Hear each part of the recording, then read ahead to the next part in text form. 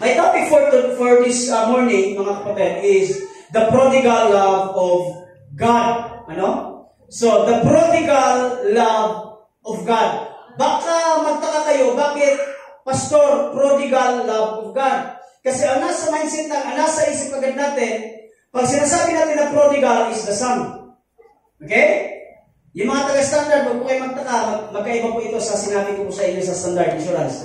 Okay? And by the way, i-announce ko lang po sa inyo, malungkot ko ibinalita sa inyo, no? Si ano pa?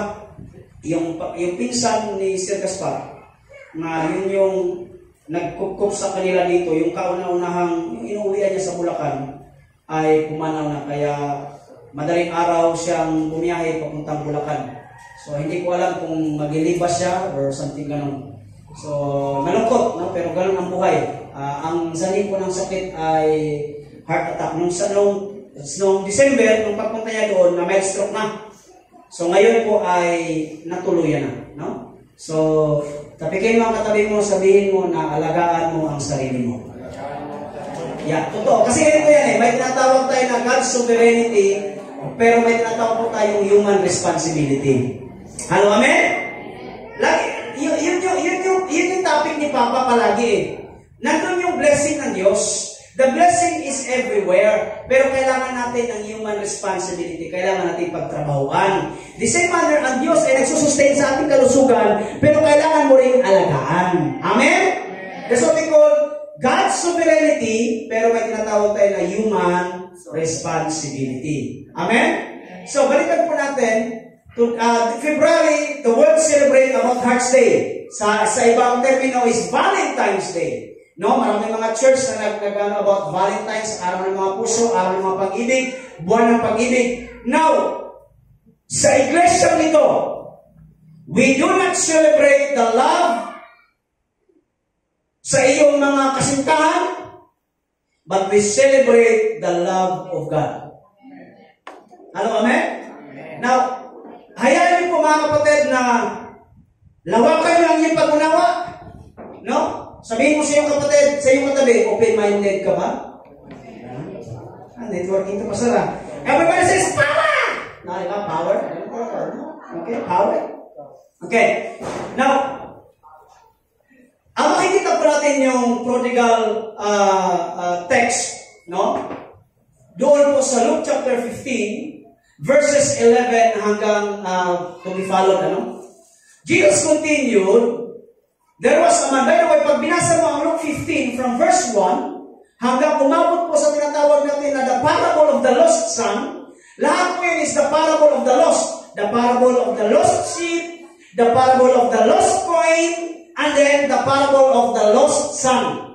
So, Jesus continued, ulitin ko ha, lahat po ng inyong natutunan ng mga nakaraang sa inyong pagiging born again, tanggalin mo na saglit para mas maunawaan niyo because you cannot learn if you will not unlearn. Can I hear amen? Okay? Hindi ko sinasabing hindi ka tanggapin. Dapat niyo maunawaan ito mga kapatid. Jesus continued, there was a man who had two sons. The younger one said to his father, Father, give me my share of the estate. So he divided his property between them. Not long after that the younger son, look at the verse. Lahat po ng possible na translation, hindi binanggit na yung younger son ay the prodigal son. No. Kapag binasa mo sa Tagalog sa atin ay bunso. Bunso kasi may dalawang anak, ang panganay at ang bunso. Pero yung bunso, never you can find it in the Bible na tinawag siyang prodigal. It's only the title. Because on the original Bible, wala pong title ang Bible. Can I hear amen? Okay, so very interesting. Not long after that the younger son got together all he had, itong bunso. Sino ang bunso dito? Bunso. Bunso. Minsan sa pamilya, ang pasaway, minsan ang bunso. Sabi ng tele, pastor, teka, pastor, ha? Nami-personal ka. Sabi ni George, gilig, pastor, grabe mong ka. Okay? Not long after that, the younger son got together all he had, set off for a distant country, nagpakalayo-layo, okay, and there squandered his wealth in wild living. After he had spent everything, there was a severe famine in the whole country, and he began to be in need. So pagkatapos niya makuha lahat ng kanyang kayamanan, ginastos sa kanyang mga kaibigan, etc., in short, naubos. Naubos na. So he went and hired himself out to a citizen of that country who sent him to his fields to feed pigs. He loved to fill his stomach with the pods, and the pigs were eating, but no one gave him anything. Dahil wala na siyang makita, yung kaibigan niya, iniwan siya. Tandaan po natin mga kapatid, minsan nakikita mo ang tunay mong kaibigan kapag ikaw ay walang-wala na. Introduction pa lang ako mga kapatid, pero ihanda niyo na po ang sarili ninyo, hinanda po ang sarili ko mga kapatid, hallelujah. Bahala kayo sa buhay ninyo, pero magpipreach ako dito ng 2 oras. Kaya? Kaya mga kapatid? Kaya nyo mag-Facebook, kaya nyo mag-Candy Crush, hindi nyo malayan, magsasahin ka ng hapunan. Amen. Kasi, kapal ng mukha ninyo, tapos pagdating dito mga kapatid, hindi kayo magkapakinig, nakalang ng 2 oras. No? Sabi sa akin ni Papa sa akin, bakit naliksi-iksi ng mensahe ko? Kaya nung hinabaan ko, bakit naman nakabahaba? Saan ako ngayon? Papagit na. Kaya, sige lang. Kung saan tayo nadali ng Diyos. No? Ito ang very example na marami lang magiging kaibigan mo kapag ikaw ay sobrang maraming pera. Pero pagdating ng panahon, iiwan ka rin yan mga kapatid. Amen! Kahit yung jowa mo, ay nako, sabi ko sa iyo. Hallelujah. Kaya ginawa niya ngayon, kumakain na lang siya ngayon, nangangamuhan. By the way, listen to this. Hindi po pinagit ni Jesus Christ dyan na parang illustration na parang wala lang. This is isang typical na Hudyo. Take note, ang makikain lamang, hallelujah, or ang kakain lamang ng baboy ay bawal. Can I hear amen? Kasi ang kakain lamang ng baboy ay mga maduduming mga tao kasi para sa kanila, bilang mga Hudyo, sila ay malilinis. Ang take note, hindi lamang siya kumakain ng baboy, siya po ay nagtatrabaho sa baboyan. At ang pinaka-worst yung kinakain ng baboy, yun din yung kanyang kinakain kasi wala na siyang makain. Kaya na-decide siya, sabi niya, but no one gave him anything. When he come to his senses, nung nagising siya sa katotohanan, tapikin mo ang katabi mo, sabihin mo, nung nagising ka sa katotohanan. Nung nagising siya sa katotohanan, he said, how many of my father's hired servants have food to spare? Yung mga katulong ko, yung pagkain nila may tira pa eh. O sabi niya, at nandito ako, I am here starving to death. I will set out and go back to my father and say to him, Father, sabi niya, okay, tama na to. Kailangan ko nang pumunta sa aking papa. Pero, hindi na, hindi na as a son, but a servant, because ang akala ng anak, hallelujah, ang akala ng bunso, wala na siyang ari-arian, wala na siyang relasyon sa kanyang ama. Kaya sabi niya, uuwi na ako ngayon sa aming tahanan, not as a son, kundi as a servant, katulong na lamang. Hello? Now, here we go. Okay, ito yung script niya. I am no longer worthy to be called your son, make me like one of your servants. So habang naglalakad siya mga kapatid, yun ang kanyang memorize. Hindi mo na ako anak, katulong mo na ako. Hindi mo na ako anak, katulong mo na ako. Yun yung kanyang script habang papauwi siya. Nandiyan ba tayo mga kapatid? Now, so he got up and went to his father, but while he was still long way off, his father saw him and was filled with compassion for him. He ran to his son, threw his arms around him and kissed. The son said to him, Father, I have sinned against heaven and against you. I am no longer worthy to be called your son. Mamaya ko na elaborate yan. Nung siya ay papauwi, ang kanyang papa ay nag-aantay para sa kanyang muling pagbabalik. Sabihin mo sa iyong katabi, nag-aantay si Lord sa iyo. Wow! Amen! Mamaya natin yan elaborate. I'm so excited. Medyo na-hype ako eh. No? Na-hype ako. Marami nagsasabi sa akin, ako pastor, kapag na-hype ka, parang nauuna yung talon kaysa sa salita. Hallelujah. Praise the Lord. No, sabi niya, inaantay pala, ano guys, nandiyan ba tayo? Inaantay Sabi ko, mag-live tayo. Wala? Ayaw makapasok? Sige, okay lang. Okay? The son said to him, Father, I have sinned against heaven and against you. I am no longer worthy to be called your son. Okay? But the father said to his servants, Quick, bring the best robe and put it on. Sabi ng ama, sige, ibalik nyo lahat. Lagyan nyo ng damit, lagyan nyo ng sing-sing, lagyan nyo ng sandalyas, bring the fattened calf and kill it. Okay? Let's have a feast and celebrate. For the son of mine was dead and is alive again. He was lost and is found. So they began to celebrate. Palakpakan natin ang Diyos. My topic for today is the prodigal love of God. Every time na pag nababasa ka ng Bible, you always hear about prodigal. Ang equivalent agad nun is lost. Hello, amen? Naalala mo kapag kayo ay nagkakaroon ng prayer request, mga nanay? Pastor, ipag-pray mo nga, bakit? Yung isa kong anak, prodigal. Every time na masasabi natin na prodigal, nawawala, lost. But never you can find a prodigal in a verse. No. Because ginamit yung word na prodigal sa title. Kasi yung sinasabi natin na prodigal is yung nawala. Amen? Hindi yun ang tamang interpretation. If you look into your own dictionary, you can correct me mamaya kung ang nagsasabi ba ako na totoo o hindi.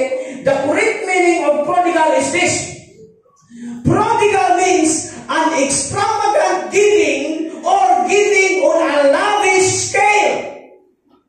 That is the true meaning of prodigal. Walang sinabi na ang prodigal ay lost. Oh, amen? You can search it with your own dictionary right now just to justify what I'm trying to say. Ang tunay na ibig sabihin ng prodigal, hindi nawawala. Ang tunay na prodigal, extravagant giving or giving on a lavish scale. Sa Tagalog, lavish na pagbibigay. Extravagante na pagbibigay. So the prodigal here is not the son. The prodigal here is the father. Wow! Why? Because he gave everything na hinihingi kaparte ng kanyang anak. Walang question. Hindi niya tinanong kung saan mo gagamitin. Nung sinabi ng bunso, kailangan ko na ng aking kayamanan, ibinigay niya ito. Extravagante. Hello, amen. So the prodigal is not the loss. The prodigal is the way of giving. No wonder that the Father in heaven, He has the prodigal love. Bakit? He gave His only begotten Son. Wow! Palakpakan niyo ang Diyos. That's the true meaning of prodigal. That's the true meaning of prodigal, mga kapatid. The prodigal means the extravagant giving or giving on a lavish scale. Sabi sa 1 John, see what great love the Father has lavished on us. Grabe kadako ang gugma sa Ginoo sa kuha. Nang nawa na mga igsoon. Okay? That we should be called children of God. We are the enemy of God. We are sinners. But because of His great love, hallelujah, na ibinigay sa atin, tinawag tayong mga anak. Palakpakan mo. You are a rebellious, you are stupid, you are idiot person. That is not, hindi po yan pagmumura, kapatid. That is a character of a human being. Can I hear amen? Hallelujah. Now, naka-establish na tayo the meaning of prodigal. The prodigal is the extravagant giving or giving on a lavish scale. That is the meaning of the prodigal. Now, sa story na ito, may dalawang karakter. May tatlo pala. Of course, the father. Ilan po ang kanyang anak? Ilan ang kanyang anak? So, dapat ang title dito, mga kapatid, hindi the lost son, kundi the two lost son. Kasi mga whether you like it or not. Hindi lang po yung nakumuha na kayong kayamanan ang nawala. Kasi kahit yung kanyang panganay na anak, kahit kasama niya, isa din po yung nawawala. Can I hear amen? Okay, paano nasabi? The other lost son, eldest son edition. Pag-usapan natin ang panganay. Because you know the story about bunso. Alam niyo yung bunso eh. Mamaya, sasabihin ko yung bunso. Okay? Panganay muna. Lahat ng panganay, itaas ng kamay. Dalawang anak lang naman eh. So, panganay at saka bunso. So, no choice. Yung unang lumabas, yung panganay. Walang gitna. Yung last na lumabas, yung bunso. Okay, here we go. Di ba bumalik na yung anak? Bumalik na yung anak. Nandiyan mo tayo mga kapatid. Bumalik na yung anak. Nag-party-party na sila. Tingnan nyo. Tingnan nyo. Meanwhile, eto na. Let's talk about the panganay. Panganay. The older son was in the field. When he came near the house, he heard music and dancing. Sabi ng panganay, ano meron? Ano meron? Sabi niya. Okay? He heard music and dancing, so he called one of his servants and asked him, what was going on? Ano nangyari? Ano meron? Hindi naman birthday ni Papa.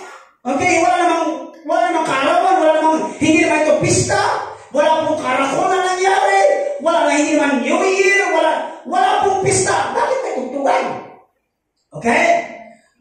Sabi niya, your brothers has come. He replied, and your father has killed the fattened calf because he has him back safe and sound. Mali pala ako. May dalawang karakter dito sa story na galit sa pagbalik ng kanyang kapatid. Number 1 is the older brother, at pangalawa is yung baka. Hindi niyo ako yung joke. Galit na galit yung baka. Nadamay siya nung umuwi yung wala siyang notice. Kakatayin siya eh. Galit na galit yung baka. Okay. Hallelujah. Hindi lang yung panganay ang galit. No, pati yung baka galit na rin. Kasi nananahimik siya. Kakatayin siya eh. Okay. The older brother became angry. Itong panganay na galit. And refused to go in. Tingnan mo nga naman. So his father sinuyo yung panganay. And pleaded with him. But he answered this. Sinagot siya ng kanyang panganay. Makinig niyo. Sabi niya, look, all these years I've been slaving for you and never disobeying your orders. Yet you never give me even one goat so I could celebrate with my friends. Tinanong, nandikta na. But when this son of yours, itong rebelde na anak ninyo, bumalik, ako, ang tagal ko nagtrabaho sa iyo. Maraming kanyang anak. Piling niya siya na ang breadwinner. Siya na ang breadwinner. Nagtrabaho ako sa inyo pa. Kahit isang kambing, wala pang ibinigay sa akin para magparty-party. Pero nang bumalik, yung iyong estupidong anak, rebelyosong anak, yung baka ko kinatay. Kawawa naman. Okay? Sabi niya, my son, the father said, you are always with me. Okay? And everything I have is yours, but we have to celebrate and be glad because this brother of yours was dead and is alive again. He was lost and is found. Palakpakan natin ang Diyos. Who are the eldest son? Habang kausap ni Jesus ang mga Hudyo, may dalawa po na estado ng tao habang si Jesus Christ. Imagine niyo si Jesus Christ, ako. Pero hindi ako si Jesus Imagine niyo, habang nagsasalita si Jesus, may dalawang estado na nakikinig. Number 1 is the Pharisees, mga religyoso, and then pangalawa is yung mga normal na tao lamang. Amen? So, the eldest son is the religious people. Why? Kapag pinasa mo pataas, 15 verse 1, karugtong lang ito ng parable, doon ka lang po, umakit ka sa taas. Now, the top tax collectors and sinners were all gathering around to hear Jesus. But the Pharisees and the teachers of the law muttered, nagyaw-yaw ba? Nagyaw-yaw. Sabi niya, this man welcome sinners and eat with them. You know, kapag ikaw ay tax collector ng panahon ni Jesus, you are a sinner. You know why? Kasi nga, ginagamit ka ng Romano para kolektahin yung mga tax ng mga Hudyo. Amen? Ang problema pa itong mga Hudyo, itong tax, mayroon silang karapatan na dublihin ang kanilang hinihingi. Kaya ang sabi niya, ng mga religious people, makisalamuha ka lang, makipag-usap ka lang, ikaw ay makasalanan na. Pero si Jesus Christ, hindi lang nakipag-usap, nakikain pa! Napapagod mga iso? Tapikin mo sa yung katabi, sabi mo, huwag ka matulog. Matulog ha? Okay, matulog ha? Okay?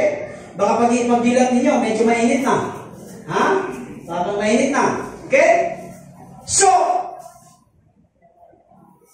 nakalagay dito mga kapatid, that the oldest son is the religious people. In short, the eldest son is ang mga church-goers sa panahon natin ngayon. Sino yung mga eldest son? Tayo. Tayo yun. Hindi ako yung pastor. Kapag natamaan tayo lahat dito, let it be. Sabihin mo sa iyong katabi, let it be. Pag natamaan tayo, i-accept natin ang katotohanan. Kasi hindi lang yung nawala, hindi lang yung hindi. Kahit ikaw ay nagsasamba, minsan ikaw din ay wala. Ikaw din mismo ang nawawala. Ang akala natin mga kapatid, yung mga wala sa church, yung nawawala. Hindi.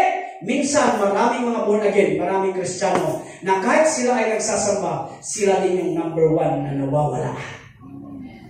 In what way, Pastor? Why the older son? Again, sino itong older son? Mga religious people. Why the older son also lost? Number one, enslaved by ministry, but no time for God personally. Ulitin ko. Enslaved by ministry, but no time for God personally. Let me read. The older brother became angry and refused to go in, so his father went out and buried him. But he answered his father, look, all these years I've been slaving for you and never disobeyed your orders. Can you see? Ang bunso niya kapatid, nagpaka-slave doon sa babuyan. At siya din ay nagiging slave. Hindi sa ama, nag-slave siya sa ministry na meron ang kanyang ama. Ang problema sa atin, maraming religious people, hallelujah! You know, kung saan kayo lost, grabe kayo, may gana kayo sa ministry. Prayer meeting nandito, Bible study nandoon, visitation nandoon. Grabe ang inyong pagsusumikap at grabe ang inyong fire sa ministry. Pero pagdating sa gabi, wala na kayong time kausapin ang Diyos personally. Sa tingin niyo, mas gusto ng Diyos ang ministry kaysa sa kausapin mo siya personally? Kapatid, mas gusto ng Diyos na mas kausapin mo siya personally, heart to heart. Amen ba? So, pastor, sasabihin mo sa akin, mali pala yung ministry. Hindi! Hindi! Pero marami mga born again na grabe sa ministry, wala nang time sa family. Ay, can I hear amen? Let me clear this up. Your first ministry is your family. Ay, saan si Kuya Joshua? Saan si Kuya Joshua? Alam mo yung sinabi ni, sino yung papa ni Jumong? Hindi! Sino yung papa ni Jumong? Hindi ikaw. Hindi ikaw. Oh. Ha? Nakalimutan mo na? O, basta yun na yun. Ha? Yung papa ni Jumong na bulag. Bulag yun eh. Yung Jumong ba? Yung si Jumong. Sa Korea. Yan yung unang sumikat na Korean drama dito sa Pilipinas. Okay, bago yung Joel and the Palace. Gusto bakit ka na alam niya? Siyempre, kaya naman eh. Nung panahon na wala Facebook, wala pang cellphone, TV naman tayo nakapunta, di ba? TV naman. Alam mo sabi ni Jumong, mga kapatid, yung papa ni Jumong, nung nag-away siya ng kanyang asawa na si Lady Sosyuno. Lady Sosyuno. Nung nag-away sila ba? Mag-asawa na sila that time. Alam mo sabi ng bulag na papa ni Jumong? Sabi niya, how can you conquer the whole Korea without conquering your wife? So in short, how can you love South Korea without loving your wife first? Can I hear amen? Hallelujah. Kahit wala may kwarta mga igsuon nung Biyernes o nung Biyernes, mga kapatid. Kahit wala may kwarta, amo din gibilin ang bata mga igsuon, among giitsa. Kamu na'y bahala na sa akong anak, magbibitay mo na kami sa akong asawa. Bahala walay kwarta mga igsuon, makita lang namo ang tagaytay, kami lang duha. Tanawa mga igsoon, lami ang akong wali karon kay ano, naman ni bibitay. Why? Nakapag-ministeryo tayo muna sa ating pamilya. Hallelujah, amen? Yun yung sinasabi. Masyado ka sa ministry. Sabi ng Papa, hindi mo ako kinakausap. Can I hear amen? Sino dito ang mga anak?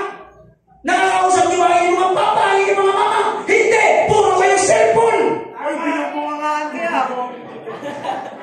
Ang problema pa sa mga magkakaanak, magpapamilya, may group chat. Yung group chat. Akala mo naman mansion yung bahay. Isang block lamang. Tapos biglang, magchat-chat yung bunso, kainan na ba? Tapos sabi ng mama, tara guys, kain na.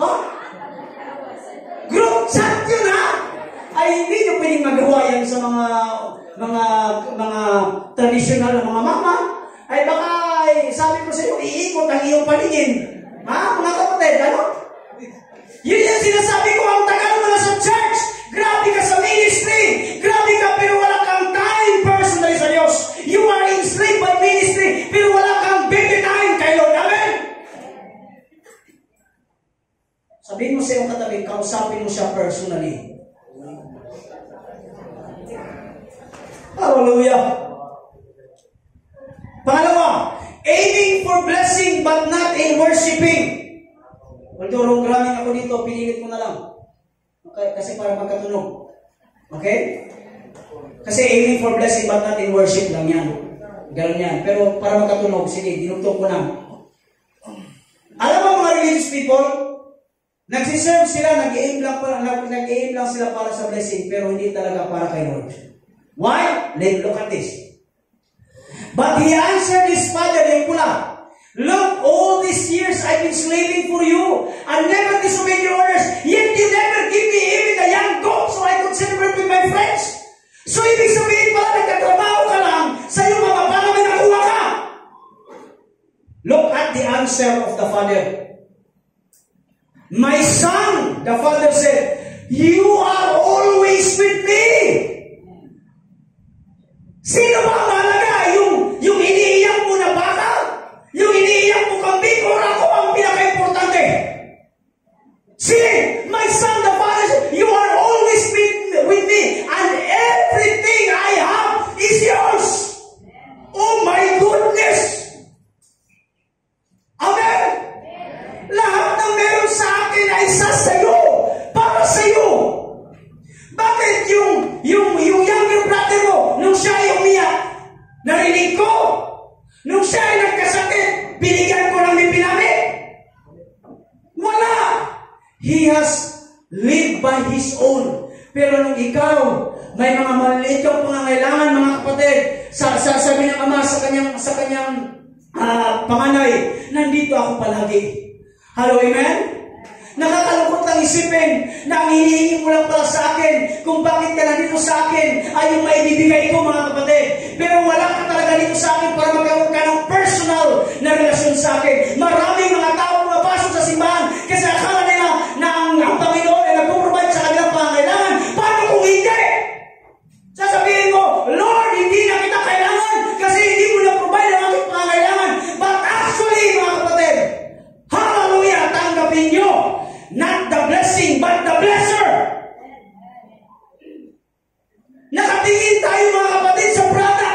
hindi tayo nakatingin sa source.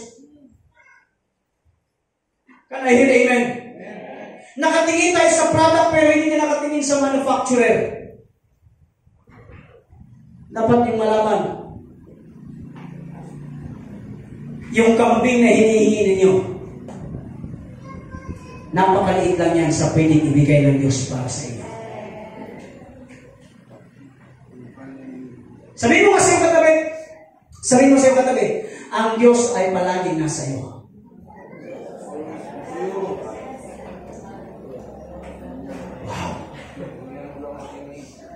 Wow. Self-righteous. Bakit lost ang older brother? Because of self-righteous. Ano ang self-righteous? Mga judgmental. Sabihin mo sa iyong katabi, judgmental.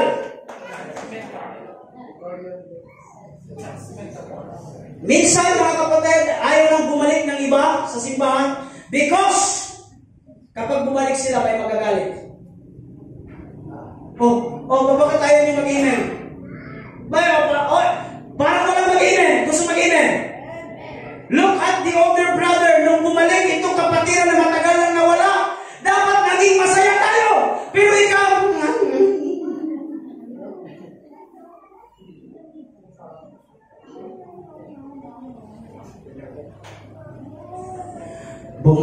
bumalik lang yun kasi may anniversary eh.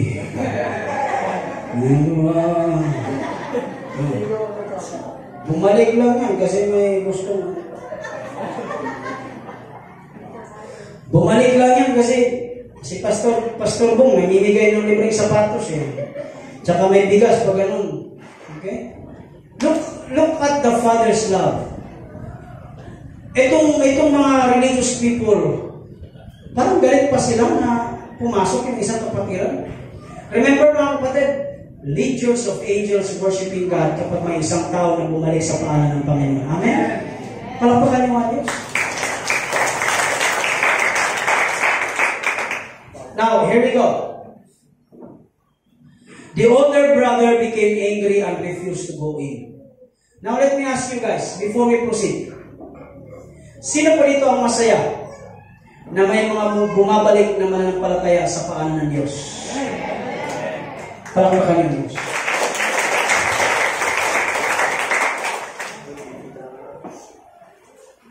Kapag nagkamali yung iyong kapatiran, i-comfort niyo. Alam niyo ba, sino po dito ang mga Bible readers dito?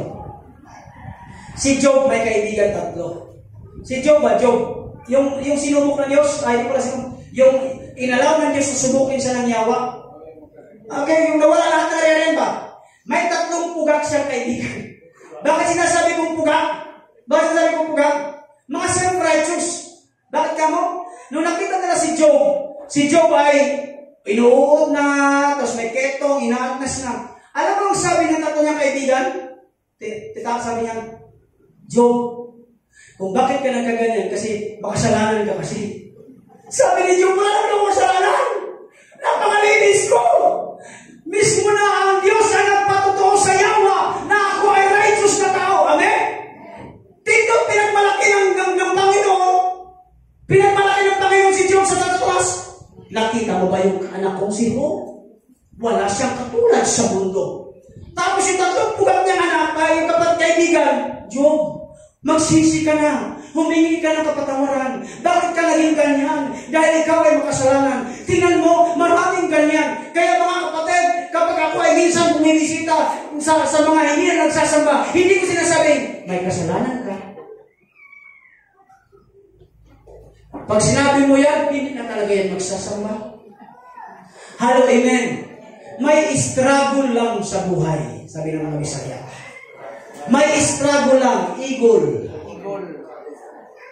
Nakapagod ang mga igsoon, amen? Hello, amen? Now, here we go. The other lost son. Dito tayo mag-focus. Yung bunso. Take note, ulitin ko, ang prodigal ay hindi po yung bunso. Ang prodigal dito ay ang father. Amen? Here we go. Ito yung katangian ng prodigal. Ito na. Kahit ako minsan nagkakamali. Ito yung katangian ng bunso. Mga bunso. Saan ba si Kayla? Bunso dito eh.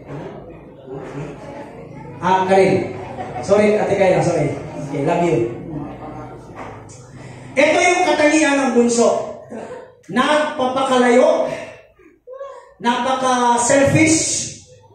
Base ito sa story, ha? Base ito sa story. Okay, pagkatapos makakuha ng pagkain, nagpakalayo-layo. Pagkatapos niya makakuha ng blessing, nagpakalayo-layo. Marami ka ng born again, na pagkatapos answered prayer, nagpakalayo-layo. Sabihin mo sa iyong katabi, bumalik ka na. Bumalik ka na. Nagpakalayo-layo. Abusive of God's grace. Kasi nga meron siya mga pera, lahat may kayamanan. Hala, abuso, dito, hala, bisyo, inom, babae, etc. Pangatlo, rebellious. Pangapat, slave. Kasi naging slave siya eh. Amen? Naging slave sa pera, naging slave sa bisyo, naging slave sa anumang kailangan ginagawa, tigil sa lahat, naging slave at naging katulong o literal. Nagising sa katotohanan, babalik sa kanyang papa dahil gutom. Kanahir, amen. Sa kanyang pagbabalik, huwag kayong maniwala na that is repentance. Sa kanyang pagbabalik, ang kanyang motibo, mga kapatid, is selfish pa rin. Why? Babalik siya para baka? Oo. Hindi yung repentance. Hindi yung repentance. Yung sabing nagising sa katotohanan, hindi. Babalik siya dahil para makakain. And then, babalik pero being slave. Now, hear me out. Hear me out. How God, the Father, demonstrate His prodigal love to us. Sino ang prodigal dito? Lakasan mo, sino ang prodigal dito? The Father. Paano niya i-demonstrate ang kanyang pag-ibig para sa atin? Here we go. The Father is always looking and waiting for you to come home. Pagpamig sa oon.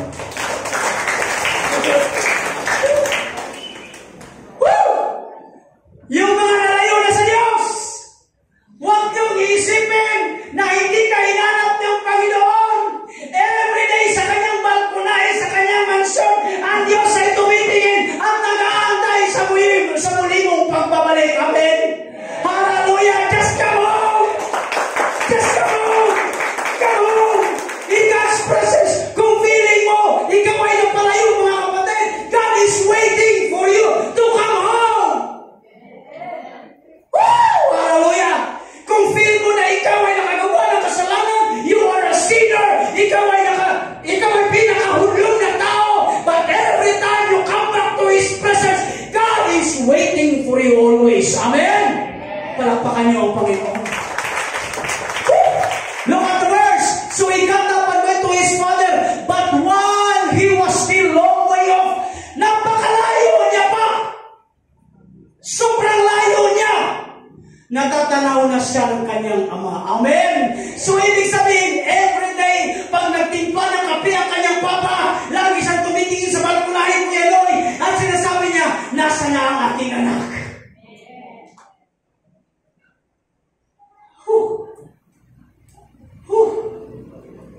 His father saw him, filled with compassion for him. He ran to his son. The only time God ran is not running away from you, but He's running towards you. Palakpak sa mga. Can you imagine, mga kapatid? Kasi bata pa ako, kaya ko pang i-demonstrate. Can you imagine? Nung nakita niya, hallelujah, si Russell na papauwi na sa paanan ng Diyos, sabi niya nga, "Hoy! Wow!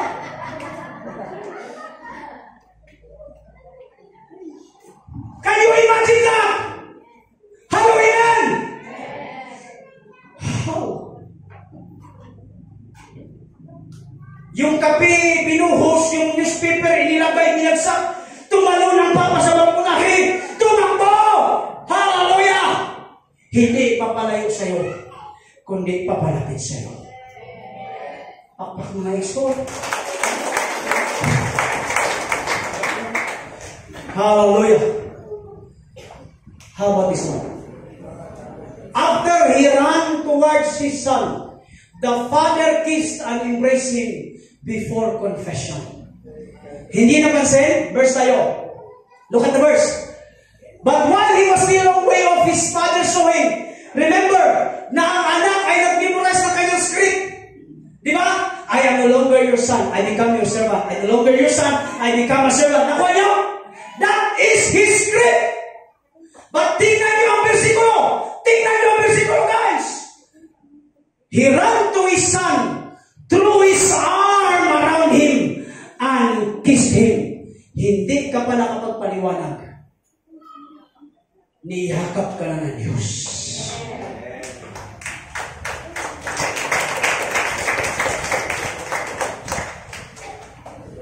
Kaya, take note, ang anak, ang baho niya, pigiri.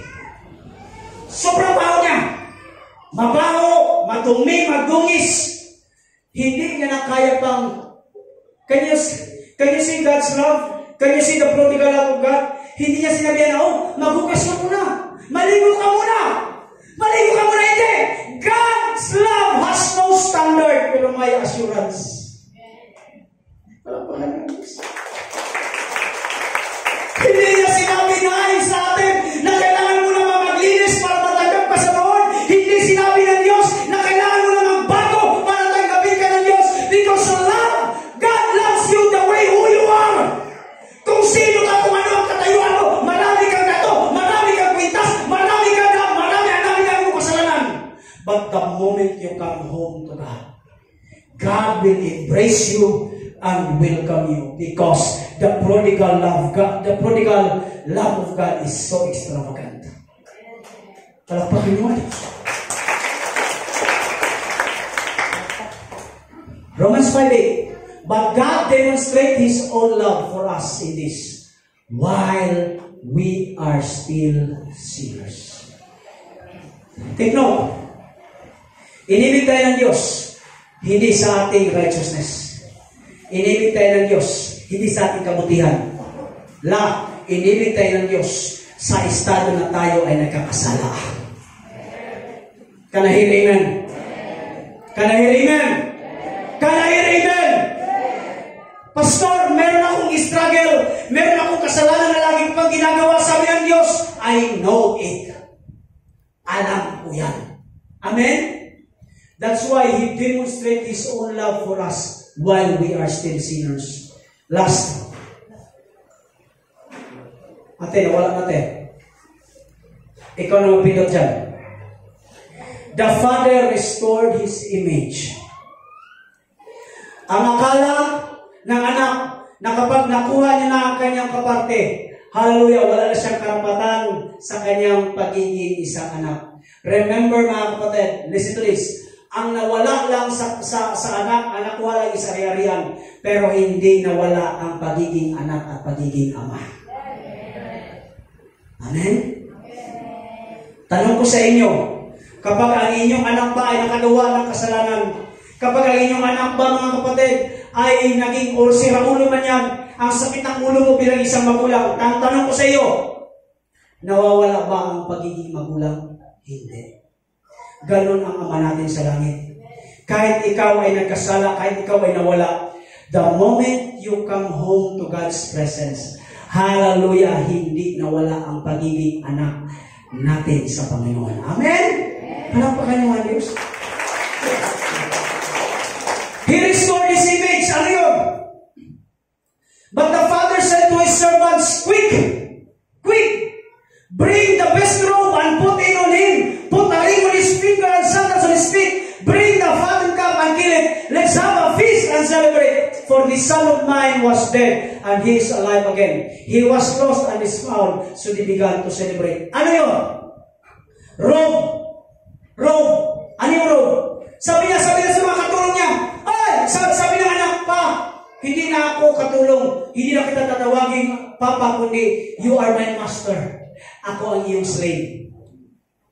But anong sinabi ng Papa? Oy, tumahimik ka. Katulong! Bihisan nyo ito, lingkuhan nyo na ito. At isuot ang pinaka-the best na robe. Nandiyan ba ito mga kapatid? At ang sandals at ang ring. Ano yun?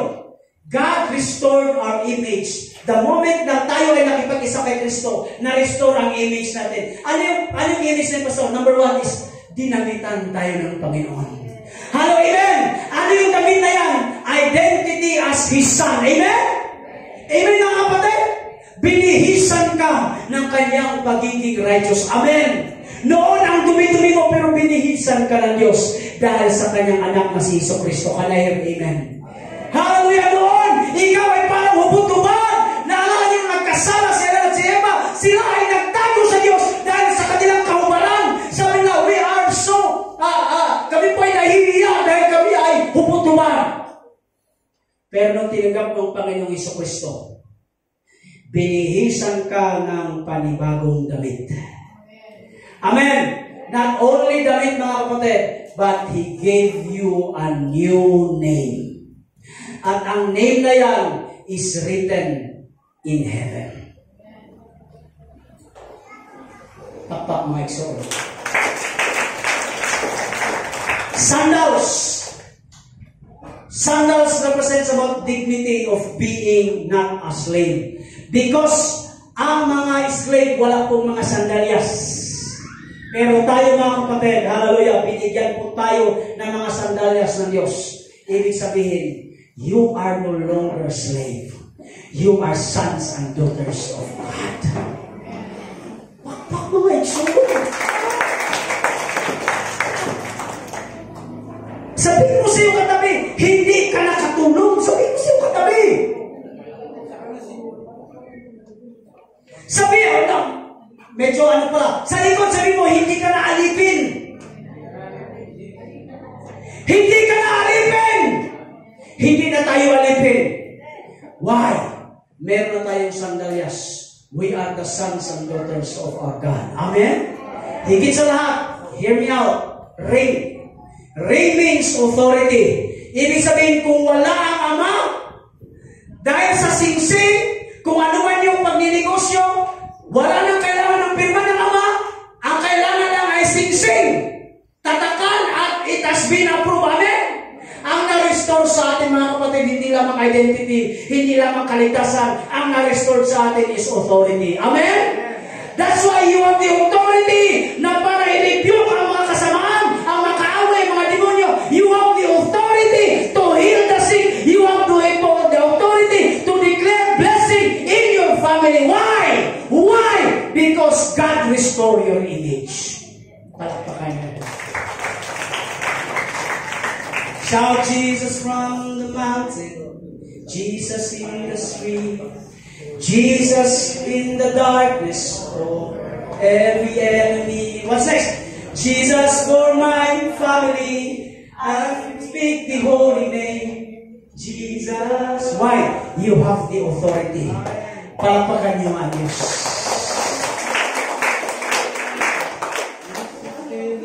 You ready? Now, here we go. Sino po dito ang parang nahihirapan na umuwi sa presensya ng Diyos dahil siya po ay nahihiya? Hindi niya kailangan magtas ng kamay. Can I ask the musician? Bejos? Shout Jesus.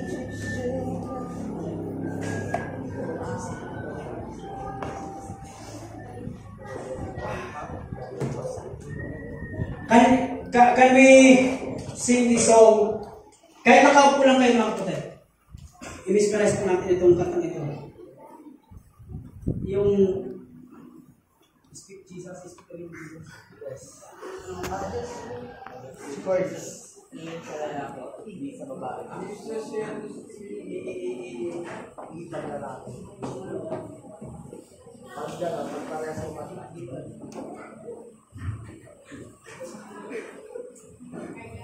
Sana Hallelujah. If you are lost, if you are lost, if you are lost, just say come home. God is calling you to come home.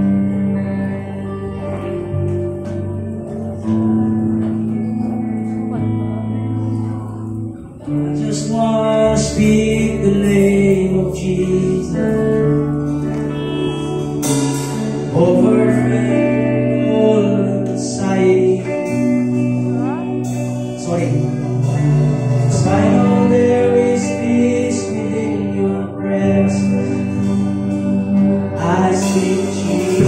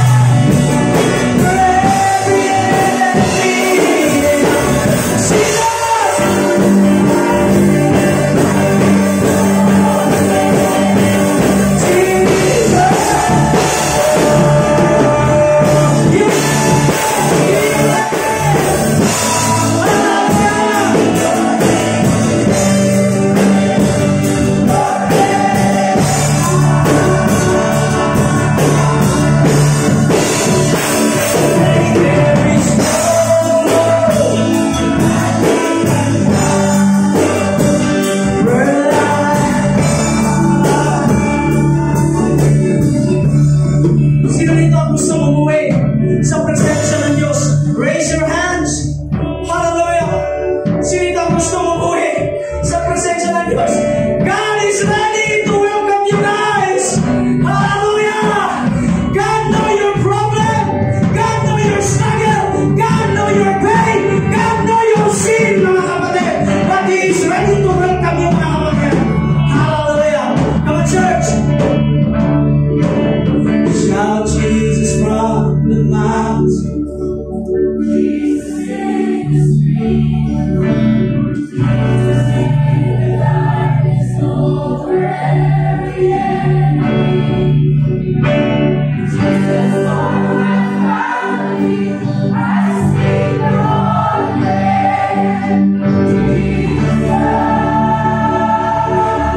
Let us declare your name. Your name is power. Your name is healing. Your name is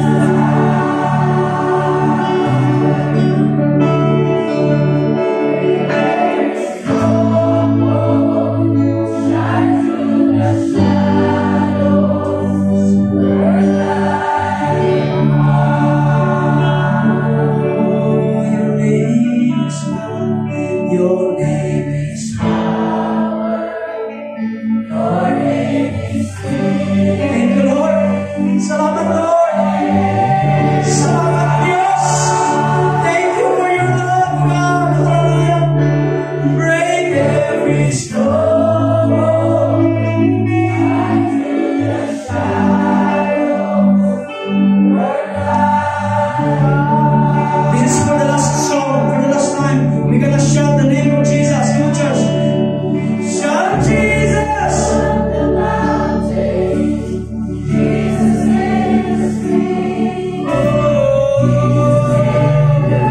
Thank you, Lord. Thank you, Lord. Thank you sa pagbisita, Diyos. Thank you, Lord. Hallelujah. Thank you, Jesus. Thank you, Jesus. Thank you, Jesus. Shout Jesus. Shout Jesus from the mountain. Jesus is sweet. Oh, yes, Lord. Over every enemy. Over my family, Lord. Over my family. Over my family.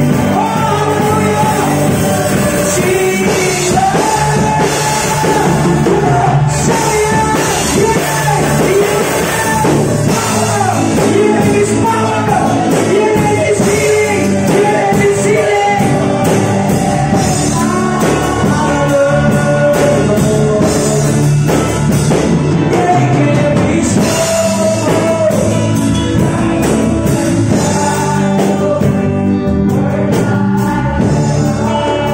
Thank you, Lord Jesus. Thank you for that prodigal love.